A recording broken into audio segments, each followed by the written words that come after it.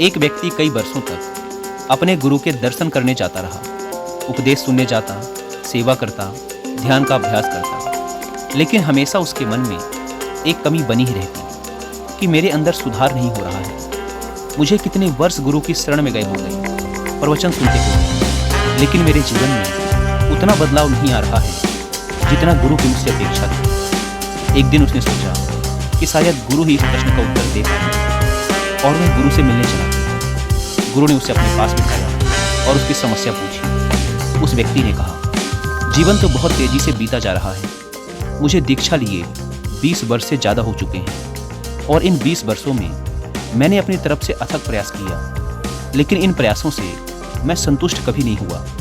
मेरे जीवन का एक बहुत बड़ा हिस्सा बीत चुका है, जीवन का एक भाग बीत चुका है, और अब दूसरा चल रहा है। मेरी उम्र लगभग 50 की हो चुकी है, मेरे बाल भी सफ़ेद पड़ने लगे हैं। पिछले 20 वर्षों में मैंने अथक प्रयास किया, लेकिन मैं अपने आप को कहीं भी नहीं पाता। क्या मेरा जीवन यूं ही खाली खाली, कोरा कोरा ही बीत जाएगा? गुरु ने उससे कहा, तुम्हें सच्चाई समझने में अभी 2 वर्ष और लगेंगे। गुरु ने उसे बीजों से भरी एक पोटली देते हुए कहा, तुम यह बीज ले जाओ और इन्हें अपने खेतों में तब बोने के लिए डालना जब 3 दिनों तक अच्छी बारिश हो।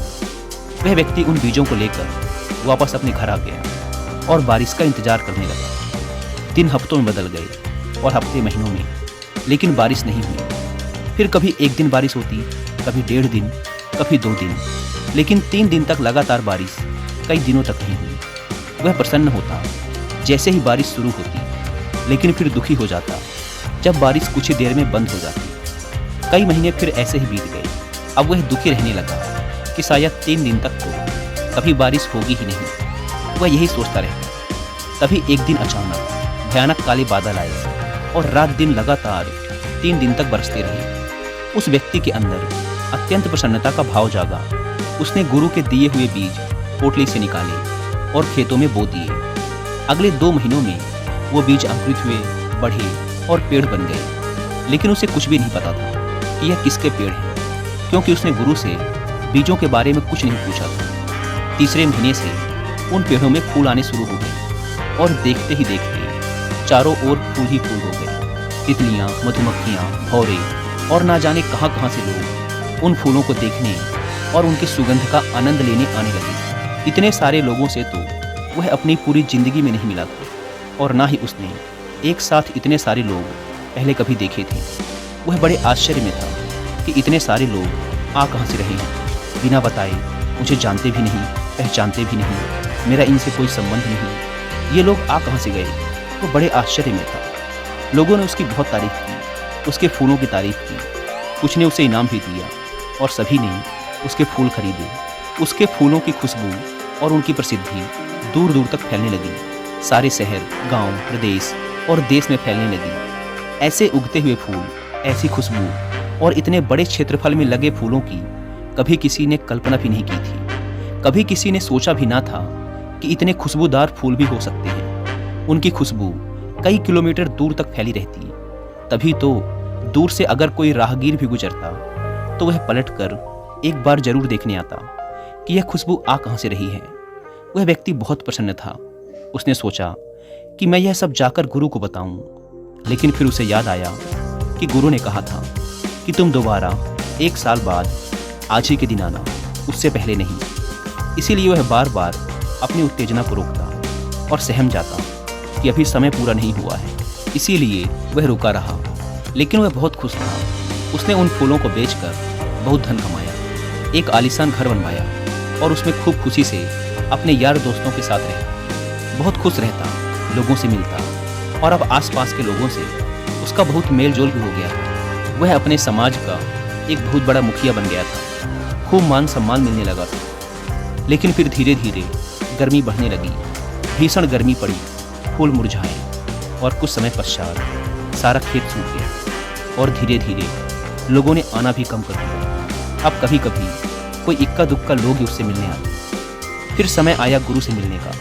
वह गुरु के पास गया, उन्हें नमन किया। तभी गुरु ने कहा, मुझे कुछ भी बताने की जरूरत नहीं है, मैं सब जानता हूँ। गुरु ने उसे बीज की एक पोटली देते हुए कहा, अब जाओ और इन बीजों को तभी बोना जब फिर से 3 दिन तक लगातार बारिश हुई। वह व्यक्ति उन बीजों को लेकर वापस आ गया और थोड़ा दुखी भी हुआ कि वह गुरु को कितना कुछ बताना चाहता था, लेकिन गुरु ने तो पहले ही कह दिया कि वो सब जानते हैं, उन्हें कुछ बताने की जरूरत नहीं। वह इस बात से बहुत निराश था कि वह अपने मन की बात बोल नहीं पाया, लेकिन वह इस बात से अनजान था कि गुरु दूरदृष्टि रखते हैं, वो सब देखते हैं। वह घर आया और फिर से बारिश का इंतजार करने लगा और वह बहुत खुश भी था कि मुझे फिर से बीज मिल गए, फिर वही फूल उगेंगे, फिर चारों तरफ सुगंध फैलेगी, फिर दूर दूर तक मेरी ख्याति फैलेगी, लोग मुझे इनाम देंगे, मेरी प्रशंसा करेंगे, मेरे फूलों की बिक्री होगी, मुझे मान सम्मान मिलेगा। इन सब बातों के बारे में सोचकर वह अंदर से गदगद हो जाता,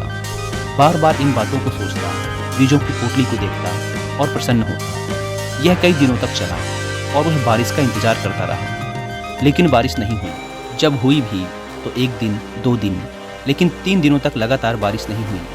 कई महीने बीत गए। अब वह थोड़ा उदास रहने लगा कि क्या इस बार 3 दिन तक लगातार बारिश होगी ही नहीं। कहीं गुरु ने इस तरीके से मुझे कुछ समझाने का प्रयास तो नहीं किया जो मैं समझ नहीं पा रहा, क्योंकि अब तो बारिश हो ही नहीं रही। और अब वह मन ही मन तुलना भी करने लगा था कि पिछली बार तो इतने दिनों में बारिश हो गई थी, लेकिन इस बार तो उससे भी ज़्यादा दिन बीत गए और बारिश अब तक नहीं हुई। फिर एक दिन काले बादल आए और 3 दिन 3 रात तक मूसलाधार बारिश हुई। इस बार इतनी बारिश हो गई कि उसके खेत की मिट्टी का ऊपरी हिस्सा ही बह गया। वह यह सोचकर परेशान भी हो गया कि इस बार ज़्यादा समय लग जाएगा खेत को तैयार करने में, क्योंकि मिट्टी की ऊपरी परत बह गई है। फिर जैसे तैसे करके बारिश रुकी। उसने बड़ी मेहनत से खेत तैयार किया और वो बीज खेत में बो दिए, लेकिन इस बार भी उसने गुरु से नहीं पूछा था कि यह किसके बीज हैं। उसने खुद ही कल्पना कर ली थी कि यह उन्हीं फूलों के बीज होंगे। धीरे धीरे वो बीज अंकुरित हुए, बड़े हुए और उनमें फूल आने लगे। लेकिन वह यह देखकर हैरान हुआ कि इस बार फूल इतने छोटे क्यों हैं। लेकिन वह फिर भी इंतजार करता रहा। उसने सोचा शायद इस बार इन पेड़ों में फल आने वाले हैं। लेकिन कुछ दिनों बाद उसने देखा कि सारे पेड़ों में धीरे धीरे हरी मिर्च लगने लगी है और वह मिर्च की फसल बड़ी तेजी से फलने फूलने लगी। धीरे धीरे वह मिर्च लाल होने लगी, लाल सुरंग। कुछ दिनों तक खेत में तोते आए। तोतों ने कुछ मिर्च खाई, लेकिन इस बार कोई तितली नहीं आई, कोई भौरा नहीं आया, कोई मधुमक्खी नहीं आई। और इस बार ना तो आसपास से कोई लोग आए, ना कोई सुगंध उठी, ना कोई सुंदर नज़ारे बने, और ना ही दूर दूर से राहगीर आए उसके खेतों को देखने। इस बार ऐसा कुछ भी नहीं हुआ। वह बहुत आश्चर्य में था कि आखिर इसके पीछे क्या रहस्य है। वह थोड़ा चिंतित भी होने लगा, लेकिन थोड़ी उत्सुकता भी थी कि देखते हैं आगे क्या होता है। फिर जैसे जैसे गर्मी बढ़ने लगी, वो मिर्च लाल होने लगी और धीरे धीरे वो मिर्च पककर खेत में ही गिरने लगी और सूखने लगी। सारा खेत भी सूख चुका था। धीरे धीरे वो मिर्च फटने लगी और सारे खेत में फैलने लगी। और जैसे जैसे गर्मी बढ़ने लगी, गर्म हवाओं के साथ वो मिर्च भी उड़ने लगी और उस मिर्च से लोगों की आंखें और लोगों के गले जलने लगे। अब लोगों ने दूर दूर तक उस ओर आना ही छोड़ दिया, वो रास्ता ही छोड़ दिया, और जहाँ जहाँ वो हवा फैलती लोग परेशान होने लगे। बहुत भला बुरा कहते उस व्यक्ति को कि इस मूर्ख ने ये क्या कर दिया। अगर इसने इन मिर्चों को बो ही दिया था तो फिर बाजार में जाकर इन्हें बेच देता या फिर इनका कुछ इंतजाम करता, लेकिन इसने इन मिर्चों को खेत में ही गिर जाने दिया और अब ये मिर्चें लोगों की आंखों और गलों में चुभ रही हैं। लोग उससे बड़े नाराज रहने लगे और उसके खेत के आसपास जितने भी पशु पक्षी थे वो सभी वहाँ से पलायन कर गए। वह बहुत डरा हुआ था, वह अकेला पड़ गया और वह किसी तरह से खुद को बचाता, क्योंकि उसकी भी आंखों और गले में मिर्च लग रही थी। वह दिन रात अपने मुंह को कपड़े से ढककर रखता और हवा की विपरीत दिशा में बैठकर खुद को बचाने का प्रयास करता। यह सिलसिला कई महीनों तक चला। उसकी गुरु से मिलने की प्रचंड इच्छा थी, लेकिन गुरु ने पहले ही बोल रखा था कि साल भर बाद आज ही के दिन आना। वह बहुत परेशान था।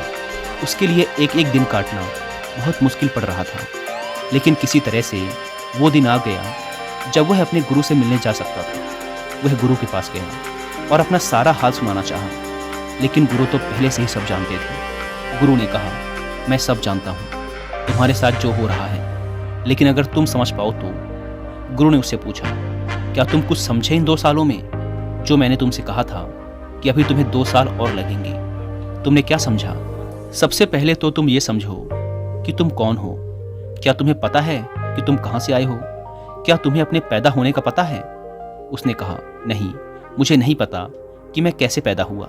जब मैं समझने लायक हुआ और लोगों ने कहा कि यह तुम्हारी माँ है, इसी ने तुम्हें जन्म दिया है, तब मुझे पता चला कि मैं इस माँ से पैदा हुआ हूँ। लेकिन मेरे पैदा होने का मुझे कुछ पता नहीं। गुरु ने कहा कि तुम्हें यह याद नहीं कि तुम कैसे पैदा हुए, तुम्हें यह याद नहीं कि तुम्हारे माँ बाप कौन हैं। तुम्हें बताया गया कि ये तुम्हारे माँ बाप हैं, तब तुमने जाना कि ये तुम्हारे माँ बाप हैं, तुम इन्हीं से पैदा हुए हो और फिर तुमने परिवार बनाया। क्या तुम्हें याद है कि तुम अपने परिवार को अपने साथ लेकर आए थे? क्या तुम्हें याद है कि तुम पैदा होते समय अपने साथ कुछ लाए थे? वह बोला, नहीं, मुझे याद नहीं कि मैं अपने साथ कुछ लाया था। तब गुरु ने कहा, क्या तुम्हें याद है कि तुम आज जो समझ रहे हो कि तुम्हें इतना ज्ञान है, तुमने इतना अध्ययन किया, तुम विद्यालय गए, तुम्हारे इतने यार दोस्त हैं, तुम्हारे बाल बच्चे हैं, तुम्हारी बीवी है, क्या इसमें से कोई भी ऐसा है जो पैदा होते वक्त तुम्हारे साथ था? या जब तुम्हारे माँ बाप ने तुम्हें बताया कि तुम हमारे बच्चे हो, तब भी क्या तुम इनमें से किसी के साथ थे? उसने जवाब दिया, नहीं, तब तो मैं एकदम अकेला था। गुरु ने पूछा, क्या तुम्हारे पास कोई पैसे थे, कोई धन दौलत थी? क्या कोई ऐसा इंतजाम था जिसके सहारे तुम अपना सारा जीवन निर्वाह कर सको? तब उसने कहा, नहीं, मेरे को तो जो मेरी माँ देती थी मैं वही खा लेता था। और क्या तुम्हारे पास ऐसी कोई भविष्य की चिंता थी कि कल तुम्हें दूध मिलेगा या नहीं मिलेगा, या फिर रोटी मिलेगी या नहीं मिलेगी? क्या तुम इसको लेकर चिंतित रहते थे? तब उसने कहा, नहीं, मैं चिंतित नहीं रहता था। मुझे तो जो मैं मांगता था मेरी माँ दे देती थी, और अगर उनके पास नहीं होता था तो इंतजाम करती थी या फिर पिता से कहती थी कि बेटा ये मांग रहा है, लेकर आ जाओ। लेकिन मैंने तो अपनी तरफ से कुछ नहीं किया।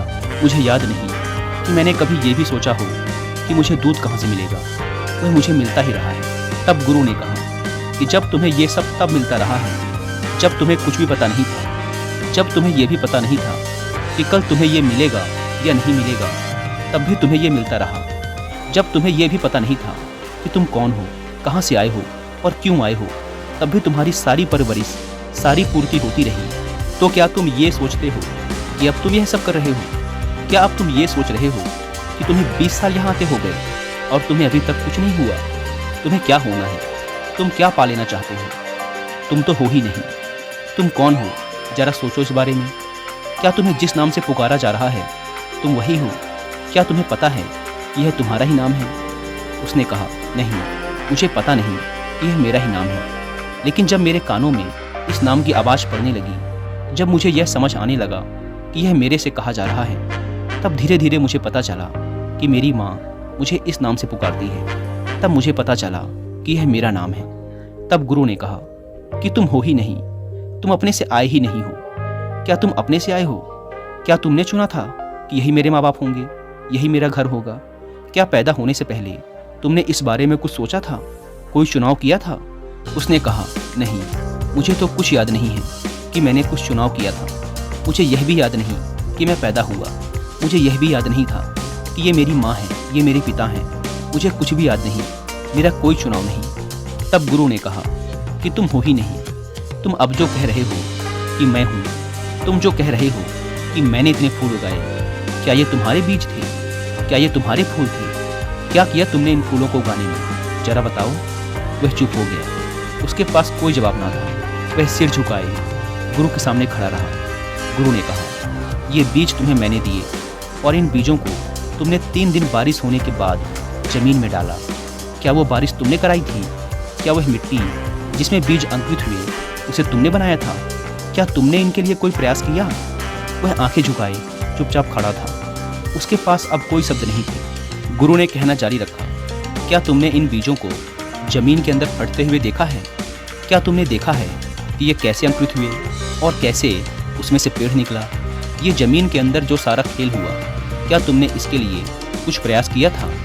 क्या तुमने उन बीजों के अंदर जीवन डाला था? उसके पास कोई जवाब नहीं। वह मौन है, चुपचाप खड़ा है। तब गुरु ने कहा कि तुम हो ही नहीं, बस तुमने मान लिया है कि तुम हो।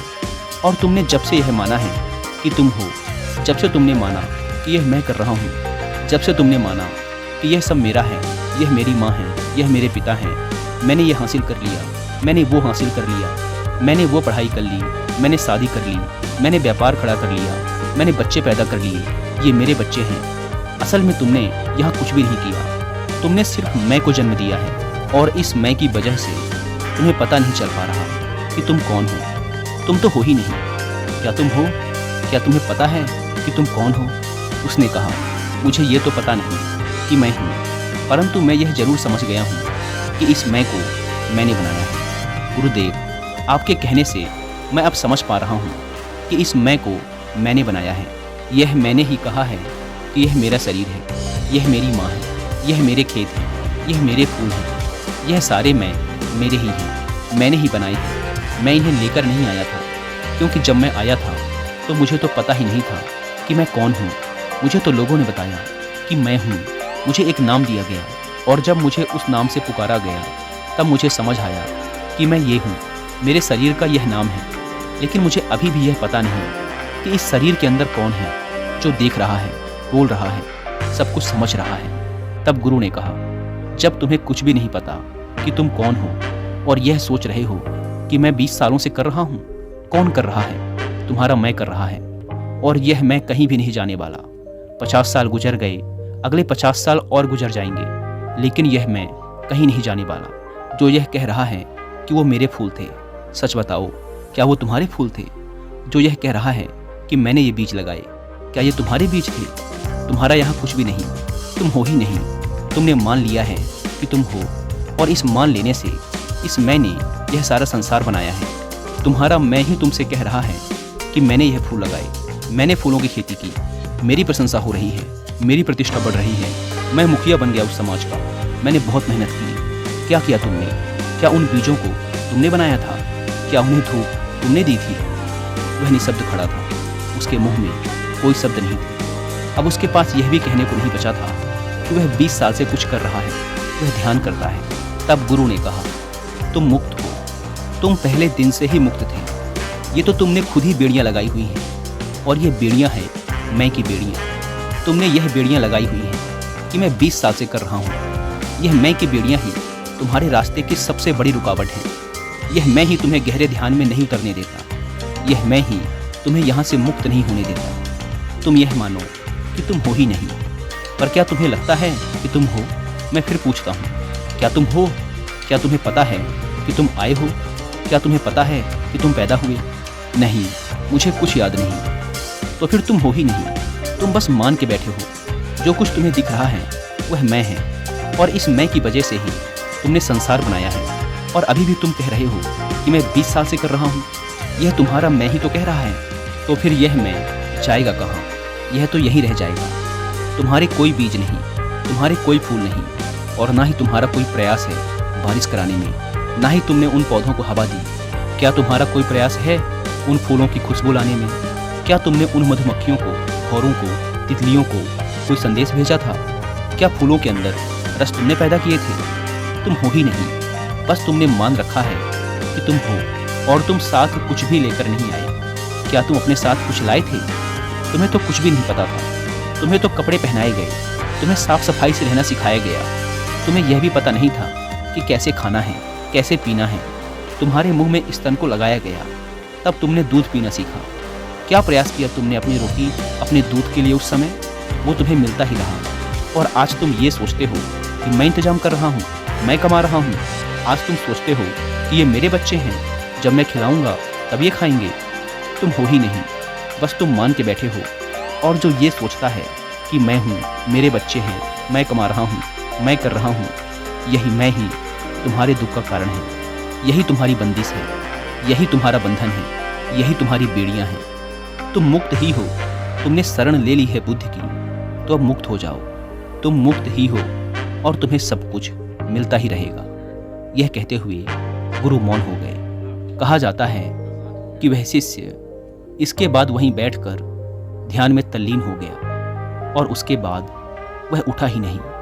वह मुक्त हो गया, उसे परम निर्वाण प्राप्त हो गया।